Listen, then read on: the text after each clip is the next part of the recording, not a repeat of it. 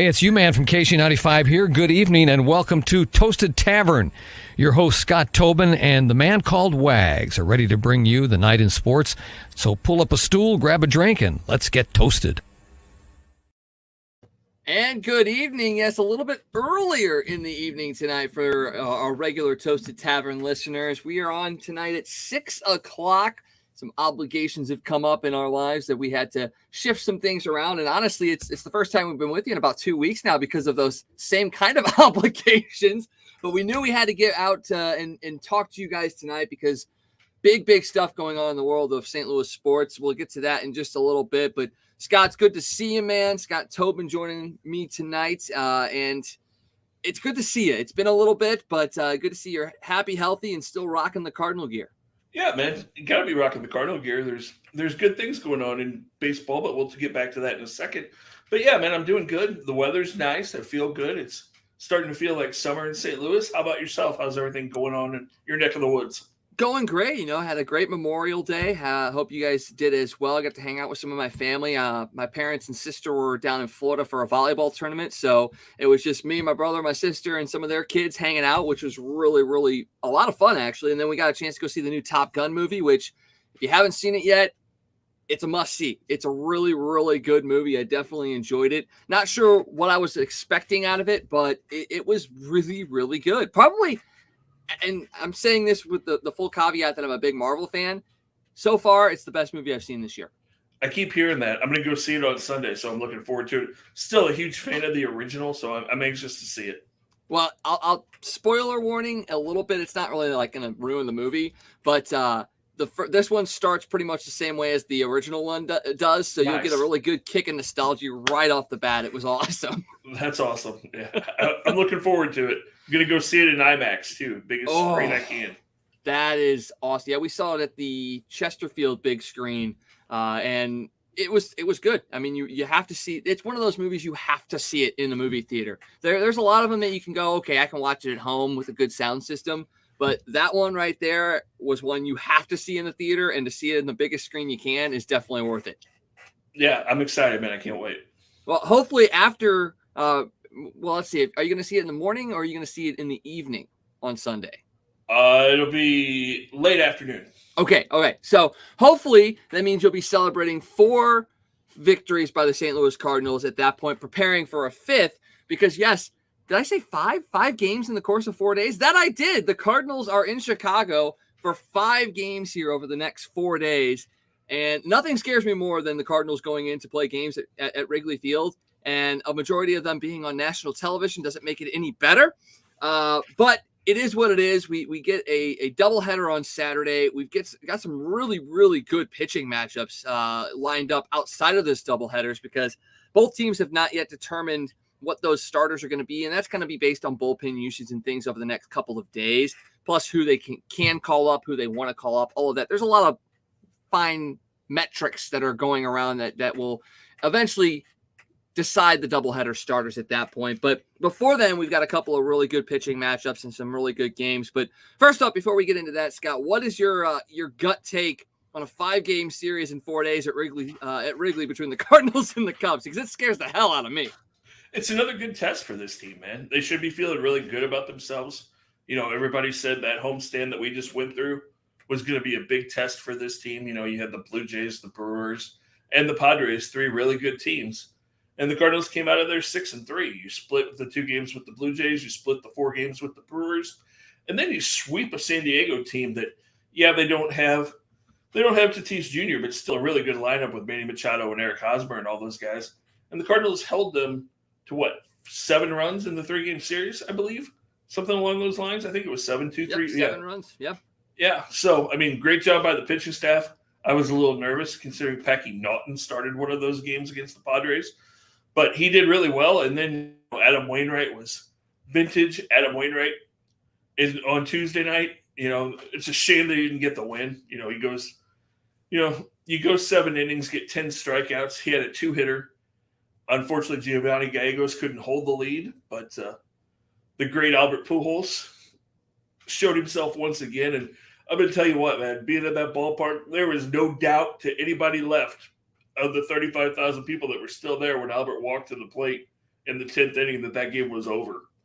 I mean, it was electric in that place, and he moved up another chart. We'll talk about the record that he moved up the standings of that in just a second. But yeah, that was really cool to see Albert do that. And then I think the biggest take of that was Dakota Hudson yesterday. Yes.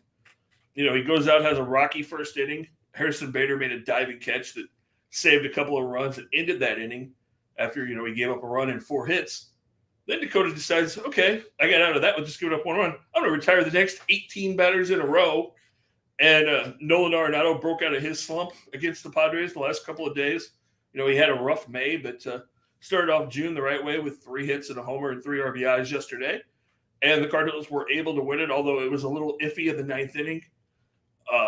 Cody Whitley had a little issue there that made it really scary. And then Nick Wickram had a little issue with Robinson Cano. Cano hit a fly ball that I was pretty scared that it came off the bat was going to be a game-tying grand slam in the top of the 9th inning, but luckily Corey Dickerson caught it at the wall. So Cardinals win that series, they sweep that, and they go to Chicago. And this is kind of an easing of the schedule for the Cards, Wags. They've played 26 games against teams with winning records. So now you get a little break. You've got the Cubs, you've got the Reds, you've got the Pirates coming up. So you get to get a little break. You do have Tampa Bay thrown in the middle of that, a 3-game series in Tampa next week. But a lot of winnable games coming up, and the schedule kind of flips now because May was really tough for the Cardinals, and the Brewers had a cakewalk. The Brewers have only played 12 games against winning teams so far this year, and 8 of them were against us. So, I mean, they've played the Cubs and the Pirates and the Reds pretty much all year so far. Milwaukee's got a brutal June. I think they have they've had the easiest schedule in baseball so far. They have the toughest schedule in June. The Cardinals' schedule kind of flips. The Cardinals have had the 3rd toughest schedule so far this year. June kind of relaxes. So I'm going to say this right now. The national pundits are starting to jump on the Cardinal bandwagon. Everybody on Major League Baseball, MLB Tonight last night, picked the Cardinals to overtake the Brewers in June and be in first place by July 1st. So let's hope that that's not a curse from the national media. And we have a really good June after a really awful June last year. So it should kind of even out because June was – if anybody remembers June for the Cardinals last year, it was pretty ugly. It was. And, the fact that the Cardinals, like you said, had probably the 3rd toughest schedule in baseball up until this point, and now they sit just 2 games behind the Brewers, who, as you said, had one of the easiest schedules the last month and a half. That right there tells you they've kind of weathered the storm a little bit. The only concern for me is this team seems to – play down the competition a lot, and that's a different team. It has a different feel to it this year, so I'm not going to sit there and say that that's the going to happen again, but it is a little bit of that worry in the back of your mind that they definitely have risen to the occasion against these tough teams, like you said, sweeping the Padres, splitting with the Brewers, splitting with the Blue Jays, all well and good, but will they win the games that they need to win at this point in time? They've got the veteran leadership, they've got Albert back, they've got Yachty, they've got Wainwright. I'm going to throw Miles Michaelis into that mix as well. I think he has got a nice veteran presence. He has really kind of settled into himself this year and kind of bounced back as we'll see him going tomorrow night against Marcus Stroman. So you have all of that. So I think they're going to be able to use that. Nolan Arenado, like you said, has broken out of it. You said he had a rough May. The RBI and the home run that he hit yesterday, his first RBI since May 22nd against the Pirates. His first home run since May 18th against the Mets. So if that doesn't tell you how much he has struggled the last couple of weeks, that right there should tell you that. But having a guy like Paul Goldschmidt basically go on a tear, which he usually does at this point in time anyway, allows you to have a guy like Nolan Arenado slump a little bit. The fact that Nolan Gorman has come in and come in hot. The fact that Juan Yepes has done enough early on in that part of May to keep this team going. It gives you that different feel that, okay, this may not be like the last couple of years where you go up against these weaker teams, you play down to the competition, and you lose games that you shouldn't have. Now, they've done that already this year. They lost 2 of 3 to Baltimore, which they probably shouldn't have done. They have lost games that they should have won. But I think this is a team that can learn from that and has learned from that. And going into this month of June against the bottom feeders, in a sense, they're gonna succeed immensely. The only thing is you're going up against a Chicago team that, while he hasn't pitched deep, you're going up against a guy in Keegan Thompson who's 5-0 with a 1.58 ERA. You're going up against a guy in Marcus Stroman who's turned it around since a really poor start to the season in May. He's only given up 4 runs in his last 4 starts. He seems to be getting stronger. You do have a opportunity against Steele on Sunday, but he's a lefty, and this team has still struggled against left-handed pitchers this year. And then you got the doubleheader game on Saturday. Add into that, it's Wrigley Field. That's why I'm a little bit worried. But I feel like this team can go on a run and really, I'm not going to say put away the Brewers, but they have a chance to open up a pretty good cushion if they play and win the games they're supposed to. Yeah, they could. I mean, this is a month, like you said, that we may look back, in September and say, okay, that was the month that either made or broke the season. You could really separate yourself, like you said, or you could fall back, which hopefully that doesn't happen. It's going to be interesting. I'm really excited tonight. I'm anxious to see what Matthew Liberatore looks like. He was okay against Pittsburgh. Was really, really good in his second outing against the Brewers. So I'm anxious to see what we get out of Matthew Liberatore tonight. And, this team is fun to watch. I told somebody the other day, this is the most fun I've had watching the Cardinals in a long time because this offense can beat you in so many ways. They're doing the little things. They're stealing bases. They're advancing runners. They're hitting. I mean, how many years? Seems like the last 4 or 5 years, we're like, man, somebody gets on second or third and you can't get a sacrifice fly. That doesn't seem to be a concern this year. It seems like every time there's a runner on third base with less than 2 outs, they find a way to get that guy home this year. So they're finding ways to score. They're hitting home runs. They're running. They're using their speed. They're having great base running. They're just beating teams in different ways. They can outslug you. They can beat you in close games. And so the fact that they have multiple ways to win, whereas, the last couple of years it was pretty much, okay, they've got to hit home runs or they're not going to score. It's just fun. And, when you're running and doing those little things that gets the crowd excited, it's just fun. I mean, Harrison Bader leading the league in stolen bases. Tommy Edmonds right behind him. And, those guys get on base and fans get excited. I mean, Albert even stole a base this weekend. And those things get people excited and it makes it fun to watch the team. And, we talked about the young guys and Gorman and Yepes. Guy that you've really got to give a lot of credit to is Brendan Donovan because he's come up here and hit, for one thing, had some big hits, but he's been clutch defensively. I mean, the kid's played, he's played first, second, third, short, left, and right since he came up here. All he's got to do is catch, play center, and pitch, and he'll have done the whole thing this year. And he's hitting almost 300. So, you've got to give him a lot of credit. He's been really good. They've gotten a lot of help in the bullpen. Andre Palante has been really, really good for the most part. So, they've had a lot of young guys step up. Matthew Liberatore, like we talked about, has been good. And, we'll see what happens on Saturday. There's some talk that maybe we may get our first look at Zach Thompson at some point on Saturday, potentially. Or, and you and I talked about this right before we came on the show, there's a certain bearded left-hander that I know is kind of controversial in Cardinal land. But, if you can get a ground ball veteran pitcher who's a big game pitcher who's pitched in a lot of postseason games the last few years and won some big games in Houston, if you could get Dallas Keuchel for a league minimum, why not? Why not bring him in here and see what you can get out of him? If it doesn't work, bring him in because you're not going to have Steven Matz for at least a couple of weeks yet. You're not going to have Jack Flaherty for at least a month. You've got to fill a spot in your rotation. Why not bring Keuchel in? I mean, it's not going to cost you a whole lot. Throw him out there for 3 or 4 games. If it works, great. You keep him, and, he's a huge part of your pitching staff, whether it's in the rotation or the bullpen the rest of the year. If it doesn't work, you're out, $300,000, and you kick it on down the road and you see what else you can do. I'm also pretty sure he might still be in Chicago, too. I mean, you never know. He may not have to go anywhere. You're right. He very well could be. Yeah, I mean, we ran a poll last week after he was released, and it seemed like overwhelmingly the fans thought the Cardinals should go after him because of the fact that they have depth, but they don't have depth as far as pitching is concerned because, they've got a lot of young guys, but do you really want to throw these young guys into situations like this where maybe they can get hurt or maybe have their confidence shaken a little bit? I mean, Liberatore has come in and like you said, he struggled a little against Pittsburgh, but he looked really, really good against Milwaukee. I think he's a guy that may not be ready for a full season, but he's definitely ready for the moment right now. Zach Thompson is another guy that I think could be ready for this moment right now, maybe not a full season as well. But outside of that, yes, you have depth, but I think you still do need a veteran presence in addition to what you have in Wainwright and Michaelis. And look what they got out of J.A. Happ and John Lester last year. Everybody kind of poo-pooed those moves at the deadline. And, yeah, they weren't sexy moves. And really the first couple starts, you were going, man, told you. But those guys were key to getting that team on that run and into the playoffs. And why not for league minimum? You don't have to give anything up except for a little bit of money. It doesn't hurt to maybe take a look. And with the doubleheader looming on Saturday, yeah, maybe he's not ready for one of those 2 games, but maybe he is. But even if he's not, we talked before the show, we got another doubleheader coming up next week against Pittsburgh.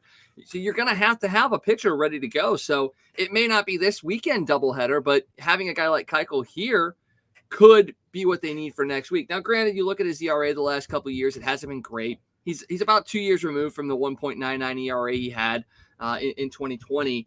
So who knows if he's really, back, but he was playing in the American League too, playing in the American League Central, which it's not the AL East of years past, but still was a pretty high scoring division. So sometimes that translation of what an ERA looks like is not necessarily what you're going to get here. And coming into a team with a Mike Maddox, a guy that he's no Dave Duncan, but he's basically 1B to Dave Duncan in the last 20 years.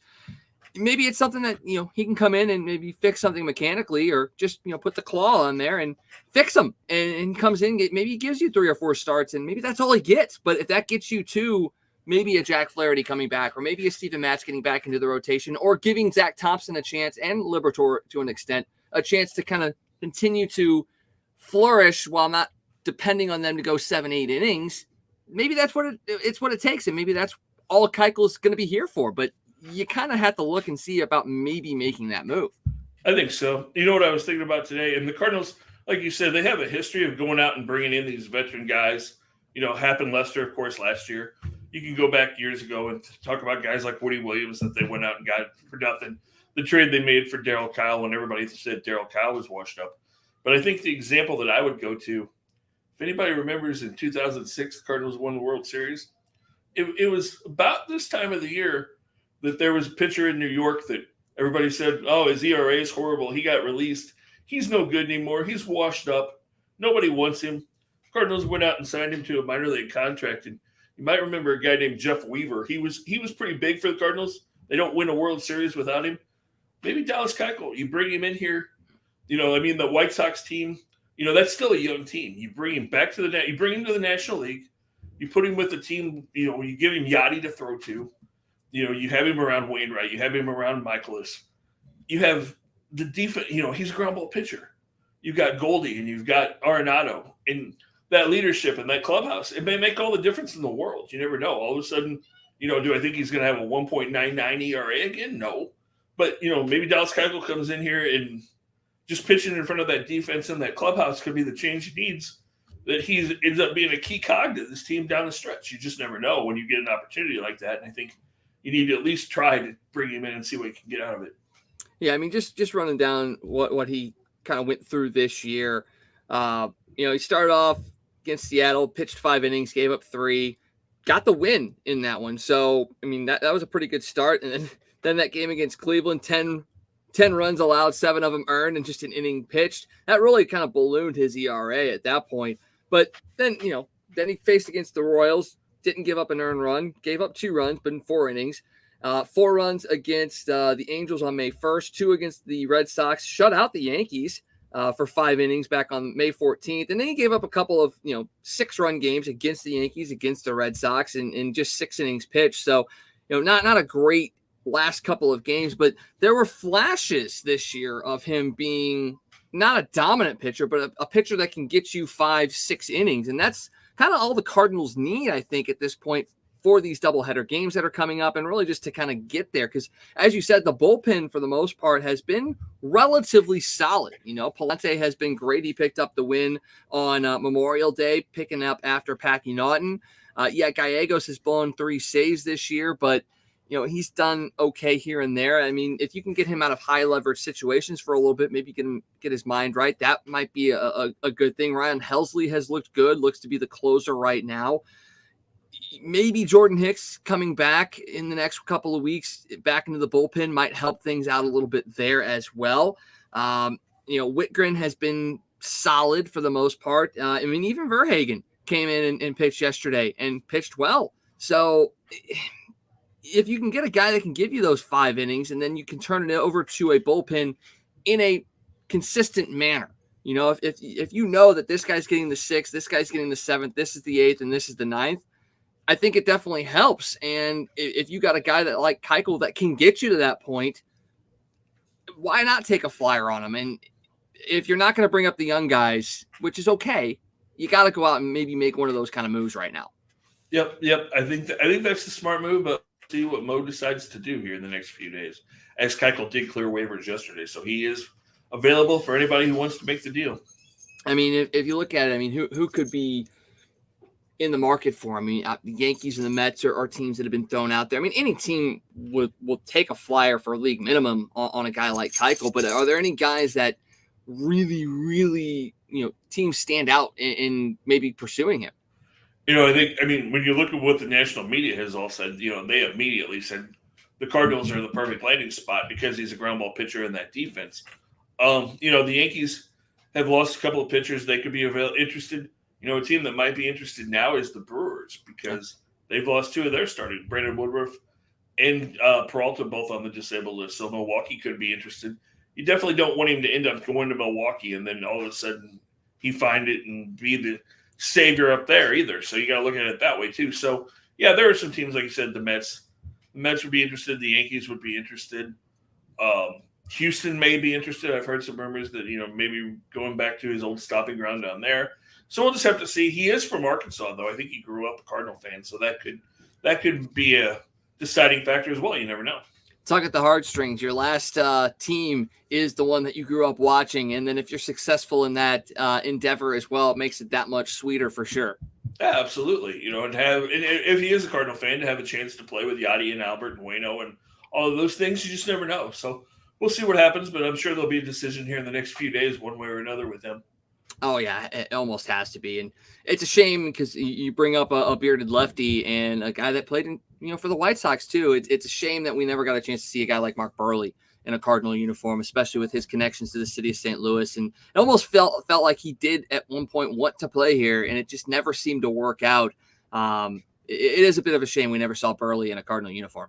Yeah, I think he got close a couple of times, and he definitely wanted to play here. And I believe that Mark actually still lives or is living again close somewhere up in your area in the St. Charles area where he's from. So, Mark, if you're watching or family members of Mark Burley are paying attention, we'd love to have him on and have a quick conversation. But yeah, I think, like I said, I think he got close a couple of times, but it is a shame that we never got to see him in that Cardinal uniform because that would have been really cool. Yeah, it would. And speaking of guys that were in the Cardinal uniform that aren't playing anymore because of retirement and age and things like that, there is a pretty big event going on Saturday over at Carsfield Field, home of the O'Fallon Hoots. There's a celebrity softball game and a celebrity home run derby that's going on over there on Saturday night. And our own Scott Tobin's going to be over there catching the festivities and taking in all the action. We're going to try and get some interactions with the people that are participating in that and maybe setting up some things through there. And I'm sure we're going to get plenty of pictures and things of that nature for Scott being over there on Saturday night. Yeah. We'll see what we can do. We know a couple of people that are participating. So, maybe we can set some things up. Our old buddy, Rick Ankiel, who's been nice enough to join us a couple of times, will be over there. Some guys from ESPN that we know well will be over there. So, maybe we can set some things up. Maybe we can become friends with some guys that we don't know yet, like Ray Langford, who's going to be there, Rafael Furcal, Daniel Descalzo, some of those guys. So maybe we can make some new friends, have them join us in the tavern. Yes, that would be wonderful. And if you guys are going to that event, make sure you try and find Scott there, say hello. We'd love to put faces to names and things of that nature. So if you're out there on Saturday night over at Carsfield Field, make sure you do that. Unfortunately, I can't be there because I'll be over in Illinois calling a women's professional soccer game. So I'm a little disappointed I'm missing out on such a cool event, but very excited to be doing that, be with Fire and Ice again this year. So make sure you catch that game and head over to Carsfield Field and catch Scott as well. So let's get back to talk about the Cardinals, though. We talked a little bit about injuries. There's some other injury updates that we kind of want to get some clarification on here. We talked a little bit about Jack Flaherty, about him being out possibly probably another month or so. It seems like he's going to be throwing a bullpen session today. And if all goes well, it's one of two options. He may throw one more bullpen before going on a rehab assignment, or they may just go ahead and give him a rehab assignment after this.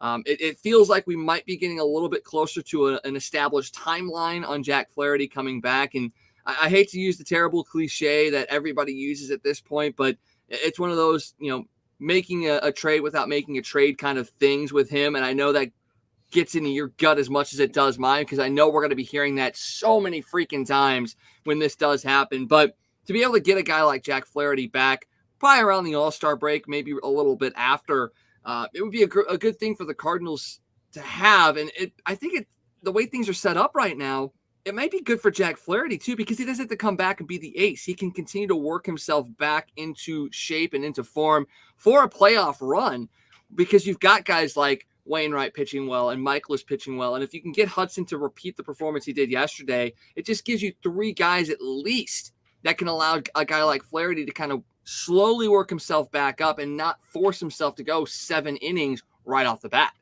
Yeah, the Cardinals, one thing we know about the Cardinals, they're going to be really, really cautious with Jack. That's I would be shocked if they send him out on a rehab after tonight or today, whenever he threw that bullpen. I would imagine that they'll be cautious and probably have him throw another one and then go out on his rehab. I think they're going to slow play it. So I think, Ali Marmol said, maybe the 1st of July, maybe the middle of July, maybe the end of July. I'm going to look middle to end. First part of August is kind of what I'm looking at. A little bit longer than the month that they told us he was going to be out at the beginning of the season. But if you get Jack Flaherty back, hopefully you get the real Jack Flaherty. We don't want him to come back at 50% or 60%. You want him to be completely healthy and be the guy that you need him to be to really help you make a push down the stretch. And then there's some other guys coming back. Hopefully Steven Matz, I think you said, was on his way back as well. Yeah, he is going to be throwing a bullpen session today as well up in Chicago. So we're going to have possibly some more clarification on him as well coming up. So we'll see if that goes well for him. You've also got Tyler O'Neill. We talked about him before the show. That looks like he is going to be delayed on his rehab assignment and may very likely be coming back maybe late in that Tampa series next week, maybe not, maybe a little bit later in the week as well. So he's progressing. It seemed like he had a bit of a setback after going on the IL and then kind of going through a couple things. No structural damage was found. He did take a cortisone shot, but it feels like maybe this is another one of those instances where they're being hopeful when it may actually be a little bit longer for Tyler O'Neill. Yeah. At least they're not rushing it. Like you said, he had the cortisone shot, felt better, and then I think I heard he had a little tightness when he was trying to throw the other day, so they're slowing it down. But hopefully, like you said, he'll be able to go out on that rehab next week, and we'll see him later. And I believe Dylan Carlson also, I saw right before we came on the show, is going to be in Springfield, I believe, playing for the Cardinals tomorrow night. So that's good news, because when we first heard that Dylan maybe tore his hamstring, it was like, ooh, that could be a long recovery period. But if he's going out on rehab already, that's positive, because he was starting to turn things around at the plate right before he got hurt. He certainly was. And, they've said he's progressed to running arcs and sprints, which is another good sign, because it shows that they're not kind of holding him back, and the hamstring's not holding him back as well. And there's a potential that you may see him in Chicago this weekend for that series. It may be, maybe second game doubleheader, maybe even on Sunday, that you may see him after they see what he gets, goes through tomorrow night, and his recovery as well. Because it's not so much how you play in a game in a sense and how you feel. It's more so how you feel the next day, how you've recovered. So maybe second game of the doubleheader, maybe Sunday, you might see him back at least with the team, maybe not playing, but at the very least with the team. And that would be a good thing as well. And then one of the guys that we talked about earlier, in the fact that he's been playing very, very well, Nolan Gorman. He's been out of the lineup the last couple of days with lower back stiffness, and taking a look at the lineup for tonight, he's not in the lineup for tonight either. Lineup for the Cardinals against the Cubs is Edmund, Goldschmidt, Arenado, Yepes, Donovan, Pujols, Molina, Nootbaar, and Bader. So the fact that Nolan Gorman is out again, is it more than being cautious, or is there a little bit of worry that maybe something a little bit worse? Because he was playing very, very well, hit a home run on Memorial Day, was 3 for 3, and then he missed the next couple of games and is out again tonight. Yeah, I think it's more being cautious than anything else. I know last night after the game, that Marmol said he was feeling a little bit better. They were hoping they would get something out of him today and then see who was at. So hopefully, who knows, maybe he'll feel good enough that maybe we see him in a pinch hit role or something later on in the game tonight. But hopefully tomorrow. But I think it's more just a precaution thing, because he had a little bit of this in spring training, if you remember. Yep. He missed a few days in spring training with a little lower back tightness. So I'm sure they're just being really careful, because like you said, he's been impressive. And man, being at the ballpark, watching him crush both of those home runs, those were balls that just got over the wall. I mean, we saw, especially that first one, 449 feet. I mean, that thing was, there was no doubt when that thing left the bat. You could hear it. I was in the left field bleachers, and you literally heard the crack of the bat. It was like, holy cow. I mean, there was no doubt. It was like thunder when he hit that thing. And the one on Sunday was not cheap either. So he's definitely showed off his power. And I think the most impressive thing is, he kind of went through a slump where he was 0 for 11, 0 for 12, and struck out 7 times. And it was like, oh, man, pitchers have caught up with him. And then he went like 7 for 10 over the weekend, and was hitting the ball all over the place. Drew a couple of big walks as well. So I think he's definitely showing progression, and it's exciting. Well, I was watching the game on Memorial Day, and that was the exact thing I saw. There was one of his at-bats where he ended up working a big walk. And I turned to my brother and I go, that right there is a big sign of maturity and shows you that he does see the ball at the major league level the right way. And granted, maybe it wasn't against the best of pitchers for the Padres, but still, the fact that at the major league level, he was able to work a walk, like you said, after going through a bit of a guy that does seem to strike out a lot, but he's still young, still getting used to it. To be able to work those walks shows you an eye and a maturity that I don't think we were questioning if he had, but seeing a guy in his first experience at the major league level, sometimes they look lost, and a guy like Nolan Gorman does not look lost, and that is a very, very big positive. And the other positive we can take out of this too is something that we talked about a couple weeks ago was we weren't sure what we were going to get with Tommy Edman at shortstop. Well, I got to say, and I wasn't down on him being shortstop because I saw what David Eckstein did for this team back in the 2000s. I think Tommy Edman is, again, quieted a lot of the naysayers out there by what he's done at the shortstop position. Hasn't been spectacular, hasn't been earth-shattering, but he's done what he's had to do at that spot and shown that he can play there. And I think it's just another case of Tommy Edman is actually showing us that he is a pretty damn good ball player. Yeah, you're right. I wasn't sure what to expect either at shortstop, but he's looked really good. It's looked natural. And that's exciting because if he can play shortstop, that does open up that second base position for Gorman to kind of take it. And going back to Gorman really quick, we were talking about adjustments. I think the biggest thing, you talked about him taking that walk. The other thing is the fact that he was able to change his approach and his batting stance because he came up, he had the big leg kick. Then he went through that slump, went through the 0 for 11, struck out 7 times. And all of a sudden went, okay, wait a minute. Maybe I can't do this at the big league level. And the next thing you know, he gets rid of the leg kick and just takes a very small stride. And we've seen that he doesn't have to stride because he's hit the 2 home runs to do that. But for a young 22-year-old kid to be able to make that kind of adjustment and change to your batting stance at the major league level after a week just tells you how mature this kid really is. Well, and how much of that may have been the fact that Albert Pujols is in the clubhouse right now. Help him. I mean, we've seen him do it numerous times with players, young and, veteran players he'll have conversations with. So it wouldn't shock me in 2 reasons: that Albert was able to help him through that, and that Nolan actually accepted it and maybe even sought it out as well. So the fact that any of those scenarios could have played out just goes to show you once again how much Albert Pujols means to this team. And he's done a lot of stuff at the plate. Hell, we've seen him play in the field too, halfway decent, but it wasn't it was a sexy move. It really was. I mean, everybody wanted to see it happen, but it wasn't a big move for the Cardinals in the offseason. But I think it's the one that is going to end up paying the most dividends for this team down the road. And I'm not saying that because Albert went out and pitched, but that was pretty damn awesome as well. But just look at what it's done to this team as far as you can almost tell that this team, the shoulders are higher this year. And I'm not going to sit there and say that this team was down on themselves the last few years, but there's a different energy about this team. And yes, it's Albert in his last year, Yachty in his last year, Wainwright in his last year, all potentially last year's. But there's just a different feel to this team. And I think it's testament to what Albert's brought to this team. Yes, they are still a couple of pieces away probably from being an absolute dominant team, but they're going to go a lot further than people think because of what Albert has brought to this team in different facets of the game on and off the field. Yeah, I mean, you can't, we talked about this during the offseason quite a few times that you can't just look at what Albert was going to bring on the field. It was what he was going to do in the clubhouse.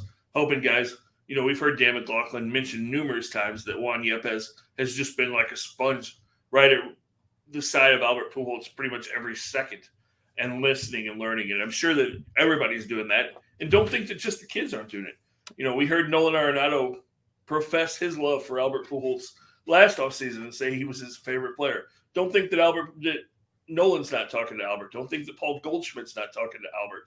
And, you talked about the different feel on this team. Part of that, I think, too, is that Goldie and Arenado have kind of stepped up in their roles in this team. I think they both feel more comfortable now. I think Goldie's really moved into a leadership role. He's been here for, it's hard to believe, 4 years. This is his 4th year with the Cardinals. Unbelievable.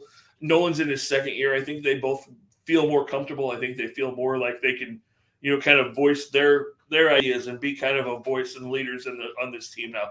So I think it's just a comfort thing. And then, you've got the energy of all these young kids coming up. I think it's just a really good mix. Like I said, they're just a lot of fun to watch right now. And I'll say this. We heard when Paul Goldschmidt came over from Arizona that he was a very reserved player. He didn't really show a lot of emotion. He was just a guy that checked in, checked out, not in the wrong way. He was there. He did his job, and he took pride in that.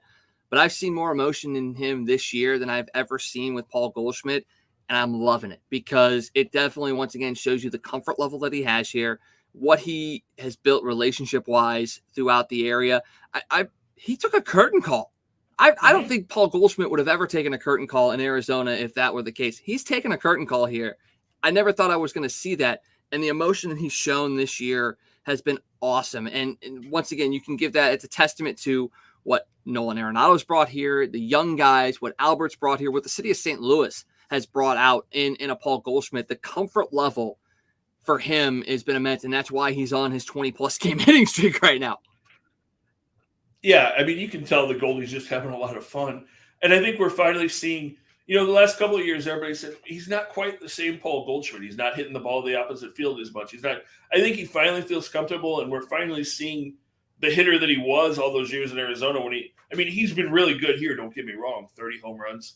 He's hit almost 100 RBIs, both full years, and close to 300. But, this is the guy that was hitting 330, 340 in Arizona and hitting everything hard to all fields. And I think it's just the fact that he really has finally found his place and is truly completely comfortable here now.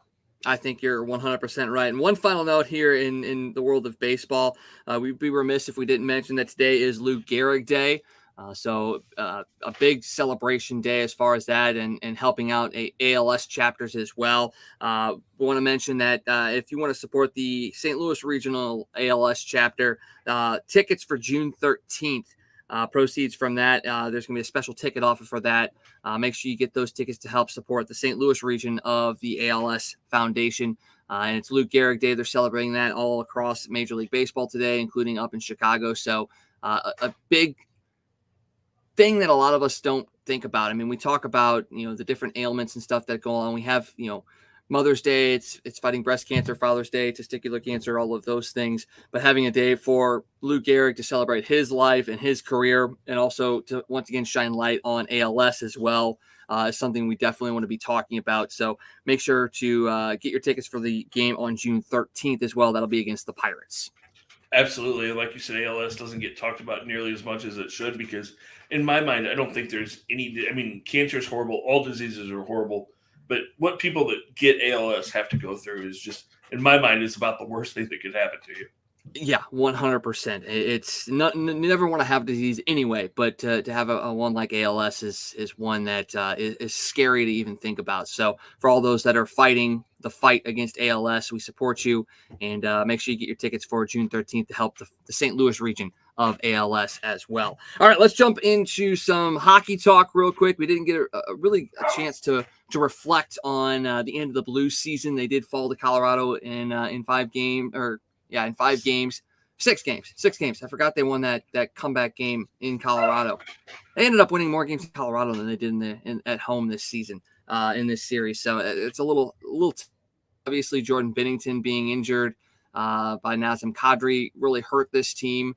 I think it would have been a different series if Binnington would have played throughout. I think the Blues would be playing Edmonton right now, and I think they actually would have had a really good chance of beating Edmonton if Jordan Binnington were in net. But unfortunately, that's not what happened. You have to look back at this season. I still think you have to consider it a bit of a success. The goaltending struggled off and on throughout the year. Billy Husso really stepped up. Binnington, took a back seat for most of the year, but then came back hard in the playoffs and was almost vintage 2019 for him. You saw a lot of players kind of rise up. We saw Vladimir Tarasenko have a great, almost career season after requesting a trade in the offseason. David Perron obviously doing what he did. You got to see the emergence of Jordan Kyrou. Defensively, still a little bit of an up-in-the-air situation. We got to see Scott Perunovich at the end of the year. He kind of shined a little bit of a light on himself in the playoffs. Alexei Toropchenko was another big name that kind of came down in the last couple of weeks and into the playoffs. So this team has a bright future, I think. And, one of the questions I put out there on our page for previewing today's show was, looking at the window for this team, is this playoff championship window still open? Is it closing? Or is it closed? Because we do still have a lot of question marks with this team. We're going to have some guys leaving, maybe not some big names. I mean, Tyler Bozak is a free agent. Husso is a free agent. So none of the big guys are leaving this year. But is this a case where we're looking at a window that's closing? Or is it still wide open with, a couple of moves? I think it's still open. I'm not sure it's wide open, but it's open. We'll see if they can get something worked out with David Perron. That would be a big loss if somehow Perron doesn't come back. So I think that's the biggest move they have to figure out a way to get done. Figure out a salary that works for both sides to make that happen. I don't think the window is closed. I'd say it's probably 3/4 of the way open right now. And then, we'll see as we move through the next couple of years and see if they can at some point make the big move that everybody in St. Louis is hoping happens.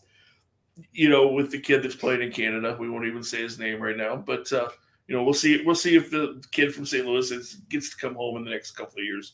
But I think if you can bring Perron back, if you can figure out, I think him and what you do with Husso are probably the two biggest decisions they have to make this offseason, quite honestly.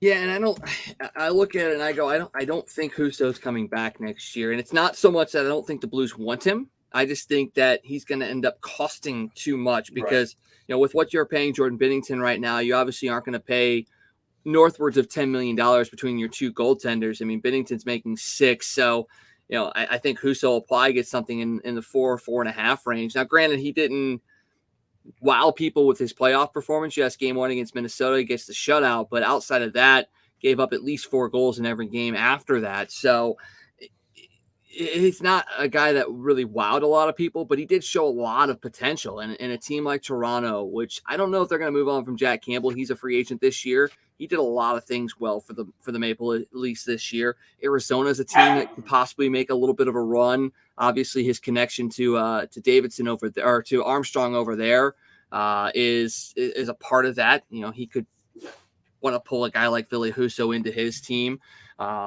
If the market doesn't pan out for him, though, being back in St. Louis may not be a bad thing. I mean, these two guys in Husso and Binnington kind of played off each other pretty well. I don't think Husso pushes Binnington as much as a guy like Jake Allen did.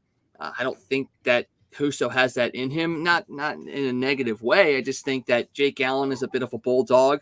He needs to be pushed a little bit. Jordan Binnington is a bulldog and needs to be pushed a little bit. Billy Husso is a very solid goaltender, but I feel like he is a bit quiet and reserved and doesn't want to rock the boat in a sense. So I think for a guy like Binnington to succeed, you need a little bit more of another bulldog mentality. And I'm not sure if the Blues have that. I mean, I don't know if Charlie Lindgren is a guy that has that. I don't know if a guy like Joel Hofer is a guy that has that, or even a Colton Ellis has that bulldog mentality. I think one of them might, but are they ready to kind of take that mantle for next year and push Jordan Binnington for that number 1 spot? Because Binnington is successful when he has a little bit of push behind him, a little bit of oh crap, I got a guy that's gunning for my spot. I need to play hard. I don't think Husso was gunning for Binnington's spot. I think he took advantage of the situation and played very, very well. And this team wouldn't have been in the playoffs without Billy Husso. But they need somebody that's going to push Binnington to be his best. And I think they may have that in the minors, but is that guy ready to go? So the Billy Husso situation is definitely very, very interesting. And I don't think David Perron's going anywhere. It seems like everything that you've heard is that both sides are of the mindset that he's not going anywhere. It's just about, like you said, finding the right number. I think Tyler Bozak, unfortunately, probably is moving on. He is an unrestricted free agent. I don't think they're going to be able to re-sign him. You've got Nick Leddy that you acquired at the deadline. He's an unrestricted free agent, so he might be moving on. But this is where things get really, really interesting, though. You talk about the man who we're not going to name because we don't want to jinx anything. I think this is the prime opportunity for this Blue team to make the splash and try to find a way to pry him out of Calgary. And if that means dangling guys, I think you have to really think hard about dangling guys. I mentioned Scott Perunovich and what he kind of showed in the playoffs about what he can do for this team after having not played for a couple of months due to injury. I think, and this is going to sound crazy because he has a no trade clause, but I think this gives you prime opportunity to dangle a guy like Torrey Krug out there and potentially try to entice Calgary into saying, look, we can give you a top pairing defenseman. We can give you a number one draft pick, not a number one, but a first round draft pick. We can give you one of our higher end minor league players. A guy like Alexandrov might be up there. I don't think you touch Jake Neighbors. Jake Neighbors has to be off limits. And if that makes or breaks a deal, then in my mind, it makes or breaks a deal. It breaks it. I don't want to give up on Jake Neighbors. I want Jake Neighbors in a Blues uniform here in the next couple of years. But if you can get away with throwing a guy like Nikita Alexandrov in that mix with Krug, with a first-round pick, and this is where the shocker's going to come in, okay? This is the shock and the if I'm Calgary, I need to take this kind of deal. You put Jordan Kyrou at the top of that trade, and you say, we're going to give you Jordan Kyrou, Torrey Krug, a first-round pick, and one of our minor leaguers that's not Jake Neighbors, and you give us MT. That's the deal that the Blues need to offer out there, and I think that it might get it done. I've run the scenarios on Cap Friendly, and financially, that deal can get done, and that deal makes sense. It gives Calgary a top-line forward. They're losing Johnny Gaudreau as well, so it gives you a guy to replace Gaudreau. It gives you a top defensive partner in Torrey Krug. It gives you a first-round pick, albeit it's a later pick, and it gives you another minor league player. I think that's what the Blues need to do. It's a shock move, yes, but I think it's a move that could work. Yeah, I was going to ask you. I mean, that's the rumor that I keep hearing that Jordan Kyrou is going to have to be in that trade more than likely. Which makes sense because you're not going to be able to afford in a year or two to pay all three of those kids and Thomas Kyrou and I almost said his name. So that probably makes the most sense. And they're going to want something in return big for him. My question: you talk about trading Torrey Krug. So then, if you trade part of your top defensive line with the struggles that the Blues already had defensively last year, and we talked about Nick Leddy being gone too, then don't you have an even bigger hole on the defense that you have to try to figure out how you're going to fill? Well, Torrey Krug wasn't a top pairing defender here in St. Louis. That's true. You've got Parayko, and I think if you make that move, I think that allows you to potentially re-sign a guy like Nick Leddy. And if that's the case, I would do it. I would bring back, if you can make it work, bring back Nick Leddy, pair him with Parayko at the top. Then you've got then you've got Justin Falk. You can maybe move up. I mean, I know it's going to sound crazy once again. Calle Rosen showed a lot in the playoffs, and they just re-signed him to a 2-year, 2-way contract. I'm not saying that Calle Rosen is a second pairing defender, but it does give you more options. I think if you put a Justin Falk and a Scott Perunovich together, obviously Falk and Krug played together, and if Perunovich is a younger version of Torrey Krug, it makes sense. And then you've got a kind of a combination between Calle Rosen, Robert Bortuzzo, Nico Mikkola. That could work, and you still got Marco Scandella in there as well. And I think even if you don't re-sign Nick Leddy, I think playing Scandella and Parayko together is probably the right play. And I think they can get back to where they were at when they were successful right after the Bouwmeester incident, and they brought in Scandella.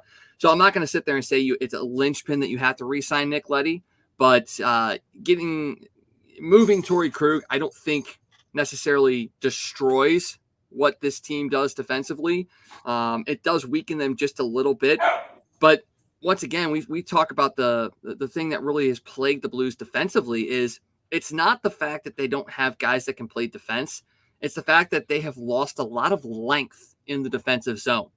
So moving a guy like Torrey Krug, who is just right around 6 foot, it doesn't hurt you in a sense because Scott Perunovich coming in is roughly the same size. What you really need is you really need length in the defensive category. So having a Parayko and a Scandella together, having a Cali Rosen and a Robert Bortuzzo or a Nico Mikkola up there kind of cuts down the ice in the defensive zone. And that's something that the Blues really, really need to get back to. It was where they were successful in 2019. And, moving on from Torrey Krug frees up the money, obviously. It's a good contract. It's not a bad contract. It's one that you can move, but he does have that no trade clause.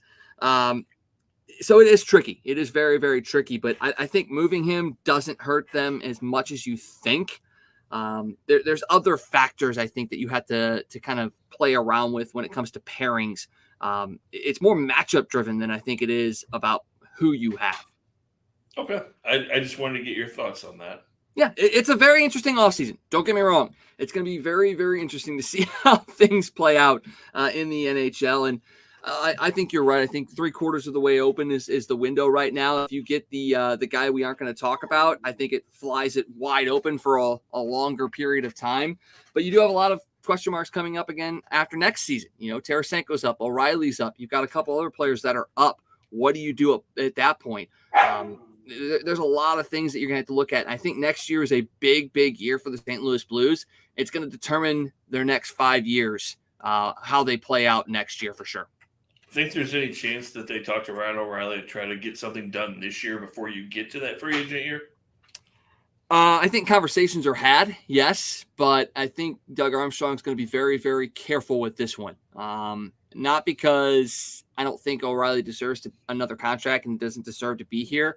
I think it is interesting to see where they're going to put him after this year because he has lost a bit of a step.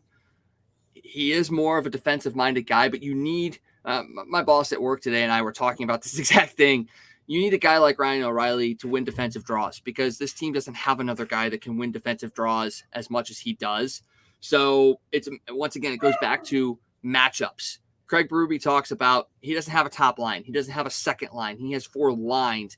It's a matter of what you feel like the matchup lines are going to be and how much you're willing to pay a guy to play on what may be in some people's minds a 4th line, but it's really a shutdown line going up against a top line of another team that O'Reilly's probably going to have to play on. You're going to have probably an O'Reilly, a Barbashev, and a Walker line that really just shuts a team's number 1 line down and shifts other lines against each other. But are they going to be paying O'Reilly what they paid Alex Steen to play on that line? How many minutes does he get? There's a lot of things that go into it. So I think there's definitely conversations, but I'll say this. I don't anticipate a Ryan O'Reilly extension this offseason. Yeah, you talk about O'Reilly losing a step, and it definitely seemed like it during the regular season.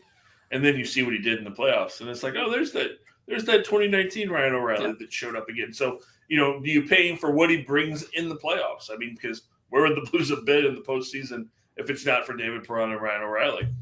100% agree. Like I said, it's a tricky situation these next couple of years, and the next 5 years hinge on what they do this offseason and what they do next year. So plenty of those things to talk about as we get closer and closer. Obviously, the conference finals are going on right now. Colorado, Edmonton. That game 2 is tonight. That was a wild first game. Both starting goaltenders leave that game. It's gonna be real interesting to see how that plays out. I think Colorado losing Darcy Kemper is worse than Edmonton losing Mike Smith. And the way that Edmonton played, if Kemper doesn't come back, Edmonton might win that series. But that's just my thoughts. That would be a shocker. Can either one of them beat Tampa? Because I'm just, I'm a Ranger fan, but I didn't see the Rangers getting out of the East. Did you not see Game 1 last night? I know, but I still don't see them getting out of Game 1. I still don't see them getting out of the East. I mean, I think maybe you're sitting back there going, I don't want to put too much hope into them and be disappointed. And if the Rangers end up winning that series, you're going to be losing your mind. I think that was a shock to me last night. I'll be perfectly honest. So Game 2 of that series is tomorrow night. That'll be a big, big game for both those teams. Definitely something to watch as well. All right, a couple of other things to hit on here before we get out of here. The NBA Finals begin tonight. Boston and Golden State. We're not going to dive too deep into it, but I just kind of want to get your feelings on it. Obviously, Jayson Tatum being the local kid, can he bring a championship? Not a parade to St. Louis, but can he bring a championship celebration to St. Louis this year? Or is Golden State just too damn good again. Yeah, Golden State's on a mission. I don't think Boston can beat them. Jason's got to play a lot better than he did in the Eastern Conference Finals. I mean, he had a couple of really good games, but then he had a couple of really bad games. Had a lot of unforced turnovers. Just made some ill-advised mistakes that cost Boston. And if you do that against Golden State, this team's going to blow you out. I don't think this series goes very long. I honestly think Golden State wins in 5. I just don't think Boston has the firepower to stay with them. Wow. Yeah, I mean, I think the way Golden State's playing right now, they are in that, hey, this might be our last chance, and we're going to give it everything we got. And they got guys that are healthy, and that's the biggest thing. Now that they're healthy, we're seeing what they were and really how good they really are. Yeah, I think you're right. I think this is going 5 or 6, maybe 6 at the latest, and I think Golden State will win it. Not going to sit there and say these guys are going to retire after winning it, but this might be the last time we see this conglomeration of Warriors together. And honestly, I know a lot of people hated it, them continuously going to back-to-back finals and winning and all that stuff. But it is going to be a bit sad to see that kind of go away. And you got to look back and say that this was a really, really good franchise, a really good team, and they did a lot of really good things. Yes, the whole Kevin Durant thing, that was more Kevin Durant more than anything else, but he got his championship and moved on. But I like what Steph Curry brings to that team, and I'll be happy and okay if Golden State wins. Yeah, under normal circumstances, I'd be rooting for Boston big time. Oh, yeah. Like you said, the local kid, Jayson Tatum. But how can you not feel good for Klay Thompson after the last 2 years, everything he's gone through? Tearing the ACL and then having his Achilles blowout on him and on his rehab, missing 2 years, and come back and see the guy just shoot. And, like you said, a lot of people don't like him, whatever. You can say whatever you want about Golden State. But you may never see two guys that are as pure as shooters play together again as Klay and Steph are. I mean, you have to – if you're a basketball fan and you love the game of basketball, just watching those two guys shoot, they're unreal, honestly. I mean, that's the best word for it. Maybe the 2 best shooters we've ever seen. Yeah, I cannot disagree with you on that in the least. And that's coming from a guy that's not big into the NBA, kind of follows it from the outskirts. Yeah, I 100% agree. I mean, I remember watching Steph back when he was playing in Davidson. So yeah. I mean, if that right there doesn't tell you how good of a shooter he was, he came out of Davidson and eventually made it to where he's at now. So should be a fun series that begins tonight on ABC. And then over in the NFL, I had a couple of big names, in a sense, retire. Frank Gore officially retired. I don't think he played last year, but he's now officially retired, going to be going into the San Francisco Hall of Fame, that Ring of Honor over there. Definitely deserved. Hated him when he played against us here when the Rams were in St. Louis. That was a guy that was a great fantasy pickup, but you hated playing against him. So he is officially retired. Congratulations to him. And one that's a little bit more immediate for us, not just because of his Rams connection, but really what he did in Buffalo for a long time. And not even when he played, the fact that he went back to the playoff games and crushed beers shirtless. Ryan Fitzpatrick is retiring after 17 years. Obviously, he had the nasty injury when he was playing for Washington. But a guy that seemed to not be one that was going to be a starting quarterback, but somehow found a way to make it work and just, I wouldn't say rescued franchises, but it seemed like franchises were better with Ryan Fitzpatrick at the helm, even if it wasn't for a full season. Just an outstanding quarterback, an outstanding guy, and a smart guy too. He's gone after 17 seasons. What are your thoughts on Ryan Fitzpatrick? I still remember the very first game that he came into when Mark Bulger got hurt. And they're like, here comes Ryan Fitzpatrick, this kid from Harvard. It's like, oh, crap, this is good. And then he was actually good. He came in and played well in his time with the Rams and, never would have thought that he'd be in the league for 17 years. But for a guy that, wasn't real heralded coming out of school and to bounce around, he made a great career for himself and has been fun to watch on social media and on the sidelines and everything else. So the league's going to miss the beard for sure. Yeah, it is. But I have no doubt that he's going to show up in stands throughout the country just doing what he's doing because it just seems like he's that kind of guy. I'm not a frat guy, but he's a guy that enjoys football, enjoys the fans, enjoys the experience. I could definitely see him at least maybe more so Buffalo than anywhere else, but I expect to see more of him in the stands. Do you see him being a guy that gets into coaching or broadcasting, or is he going to be a professional fan now? It seems like he would be really entertaining as a broadcaster. We'll see. That wouldn't surprise me. Like you said, though, as smart as he is, I could see him getting into coaching, being an offensive coordinator or something, if that's something that he wants to do. Harvard grad, he could probably do just about anything he wants, honestly. Yeah, he really could. And just one of the things that he's done, he set an NFL record by starting games for 9 teams in his career. Obviously played for Buffalo, the Rams, Bengals, Titans, Texans, Jets, Bucks, Dolphins, and then Washington in his career. So, like I said, a guy that touched a lot of franchises and made a lot of franchises successful when he was there. Never made the playoffs during his career, though. That is something that you go, man, if there was a guy that deserved to at least make the playoffs in one of those years, it was Ryan Fitzpatrick. Never made the playoffs in his career. Yeah, like you said, though, he was a guy who a lot of those teams was the backup, and then the starter got hurt or struggled, and then he came in and the team was like 0-3 or 1-5, and all of a sudden Fitzpatrick came in. The next thing you knew, they were like 7-7 and fighting for a playoff spot. It seemed like it happened every year. Yeah, it really did. It really did. So congratulations, Frank Gore for retiring, and Ryan Fitzpatrick, hell of a career, man. Congratulations. We hope to see more of you here in the professional fan side of things here very, very soon.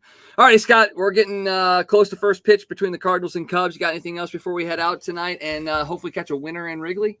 Yeah, let's all tune in and watch Matthew Libator. Hopefully the Cardinals can start this 5-game series off on the right foot, and everybody have a good weekend. If you're not doing anything on Saturday night, come out and see me at the Home Run Derby in O'Fallon.